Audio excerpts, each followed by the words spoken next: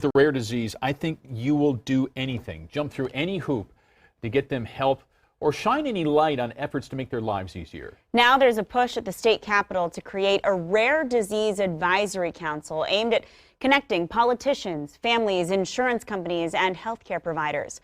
Parents and patients say the group could make a positive impact on their lives during a heartbreaking journey.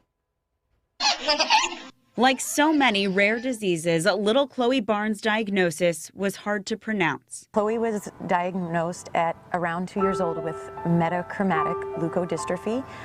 The acronym is MLD, and that's a very rare neurodegenerative disease. And though her disease was rare, Chloe's and her family's experience is not. It's not just her story, it's the story of so many other beautiful little children. A rare disease is defined as a condition that affects fewer than 200,000 Americans, and the National Institutes of Health has identified about 7,000 of them. An estimated 1 in 10 Americans lives with a rare disease, and nearly half of those patients are children.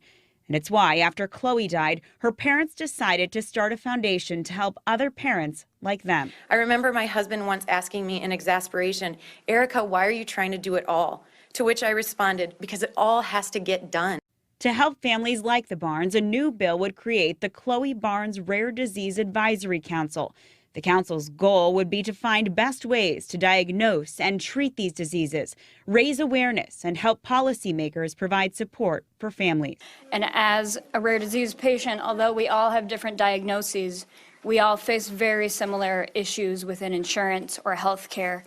And because of this, one council that covers all rare disease as a general topic will help so many more patients. The hope is that Minnesota will be the ideal place for these minds and hearts to come together. Minnesota being sort of the mecca of medical care and medical devices, it only makes sense for this Rare Disease Council to happen here in the state of Minnesota. Patients have to have somewhere to go for research. Research has to get funded. Policy has to make sense for rare patients and their unique circumstances.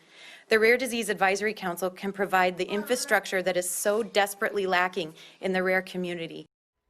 Members of the council would include doctors, nurses, hospital administrators, and families. Also, lawmakers are calling the bill bipartisan, with both Republican and DFL authors in the Minnesota House and Senate.